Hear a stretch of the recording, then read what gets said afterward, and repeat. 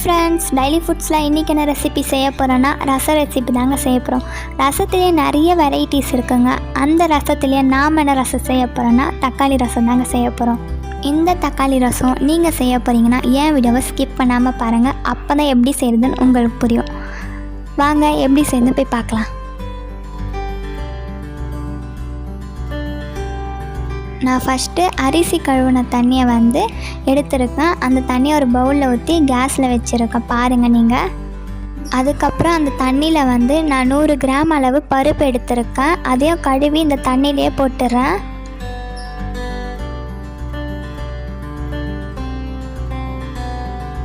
அப்புறம் நான் தக்காளி ஒரு 3 தக்காளி எடுத்துருக்கேன். ஒரு வெங்காயத்தை கட் பண்ணி வச்சுருக்கேன். இதே இந்த தண்ணியிலே போட்டுடலாம். அதுக்கப்புறம் 1/4 டீஸ்பூன் மஞ்சள் தூள் போட்டுருங்க. அதுக்கப்புறமா 1 டீஸ்பூன் ஆயில் ஊற்றிடுங்க.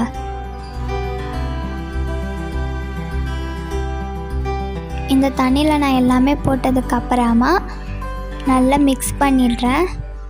அதுக்கப்புறம் சிம் நான் ஹையில் வச்சுருக்கேன். ஏன்னா நம்மளோட பருப்பு நல்லா மசைற அளவு வேகணும். வெந்தோடனே நான் காட்டுறேன் இந்த அளவுக்கு வேகணும்ன்ட்டு சொல்கிறேன். இந்த கிண்ணத்தில் தான் நான் ரசம் செய்ய போகிறேன். இந்த கிண்ணத்தில் என்னென்னலாம் ஆட் பண்ணணும்னு சொல்கிறேன். ஃபஸ்ட்டு நான் ரசப்பொடி ஆட் பண்ணிக்கிறேன். ஒரு 2 டேபிள் ஸ்பூன் கிட்ட ஆட் பண்ணிக்கிறேன். நீங்கள் உங்களுக்கு எந்த அளவுக்கு வேணுமோ அந்த அளவுக்கு ஆட் பண்ணிக்கோங்க. அதுக்கப்புறமா எனக்கு தேவையான அளவு சால்ட் ஆட் பண்ணிக்கிறேன். உங்களுக்கு எவ்வளோ வேணுமோ அந்த அளவுக்கு ஆட் பண்ணிக்கோங்க. நம்ம இப்போ பருப்பு எப்படி இருக்குது எப்படி வெந்திருக்குன்னு போய் பார்க்கலாம். நல்லா வெந்துடுச்சிங்க. இந்த டைமில் நம்ம கேஸ் ஆஃப் பண்ணிடலாம்.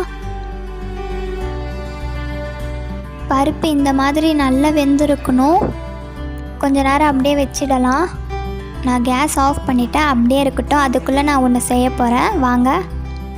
புளி எனக்கு தேவையான அளவு ஊற வச்சுருந்தேன். அதை நான் கரைச்சி ரசப்பொடி போட்டோம்ல அதுலேயே ஊற்றிடலாம். இந்த மாதிரி ஊற்றிடுங்க. கொஞ்சம் தண்ணியை ஊற்றிடுங்க.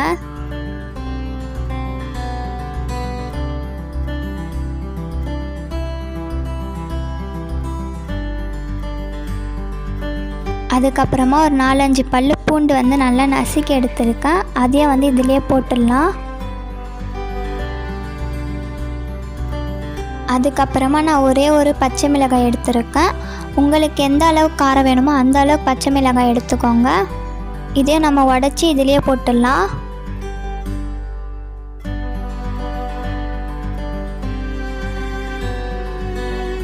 அப்புறமா வாசனைக்காக பெருங்காயம் தூள் 1 டீஸ்பூன் போட்டுக்கோங்க இதுலேயே. அதுக்கப்புறமா நம்ம பருப்பை வேக வச்சுருந்தோம்ல அதோட தண்ணியை மட்டும் ஊற்றுங்க. பருப்பை ஊற்றாதீங்க. பருப்பு நம்ம மெசைக்க போகிறோம். அதனால் பருப்பு ஊற்றாதீங்க. தண்ணி மட்டும் ஊற்றிடுங்க.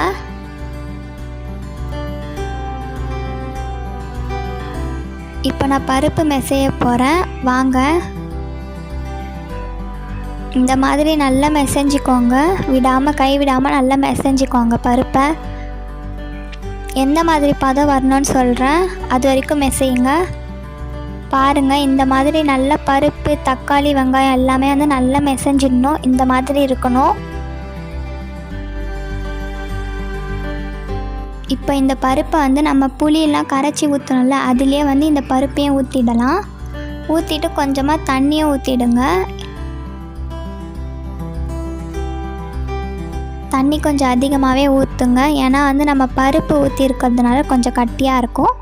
அதனால் நீங்கள் எந்த அளவுக்கு தண்ணி ஊற்றுவீங்களோ அந்த அளவுக்கு தண்ணி ஊற்றிடுங்க. நான் தண்ணி ஊற்றிட்டேன். எனக்கு தேவையான அளவு ஊற்றிருக்கேன். உங்களுக்கு எவ்வளோ வேணுமோ அந்த அளவுக்கு ஊற்றிக்கோங்க. இப்போ நம்ம இதை எடுத்துகிட்டு போயிட்டு கேஸ் ஆன் பண்ணி வச்சிடலாம். சிம் மீடியமாக இருக்கட்டும். இது நல்லா நிறையா வரும். அது வரைக்கும் வெயிட் பண்ணலாம். காட்டுறேன் எப்படி வரணும்னு காட்டுறேன். பாருங்கள் இந்த மாதிரி நல்லா நிறையா வரணும். இந்த மாதிரி ஸ்டேஜில் நம்ம கொத்தமல்லி கருவேப்பிலை இருக்கும்ல அதை இதில் தூவி விட்டால் நல்லா வாசனையாக இருக்கும். இந்த மாதிரி நல்லா தூவி விட்டுருங்க கொத்தமல்லி கருவேப்பிலை. இப்போ நம்ம தாளிக்க போகிறோங்க. தாளித்தோடனே ரசத்தில் இதை ஊற்ற போகிறோங்க. கேஸ் ஆன் பண்ணி கடாய் வச்சதுக்கப்புறமா ஒரு 2 டேபிள் ஸ்பூன் எண்ணெய் ஊற்றிடுங்க. எண்ணெய் ஹீட் ஆனதுக்கப்புறமா கடுகு போட்டுருங்க. கடுகு நல்லா வெடிஞ்சதுக்கப்புறமா காஞ்ச மிளகாய் 3 போடுங்க. நம்ம இப்போ தாளிச்சிட்டோம். இப்போ இதை எடுத்துகிட்டு போயிட்டு ரசத்தில் ஊற்றிடலாம். அவ்வளோதாங்க, நம்மளுடைய தக்காளி ரசம் ரெடி ஆகிடுச்சு. நீங்களும் இந்த மாதிரி ஸ்டைலில் ரசம் செஞ்சு பாருங்கள். உண்மையிலே செம்ம டேஸ்ட்டாக இருக்குங்க. இந்த தக்காளி ரசம் உங்களுக்கு பிடிச்சிருந்தா லைக் பண்ணுங்கள், ஷேர் பண்ணுங்கள், கமெண்ட் பண்ணுங்கள். டெய்லி ஃபுட் சேனலுக்கு நீங்கள் சப்ஸ்கிரைப் பண்ணலன்னா சப்ஸ்கிரைப் பண்ணிக்கோங்க. கூட இருக்கிற பெல் ஐக்கனே கிளிக் பண்ணிக்கோங்க. அப்போ தான் நான் டெய்லியுமே போடுற ரெசிபி உங்கள் ஃபோனை தேடி வருங்க. தேங்க்யூ, பாய்.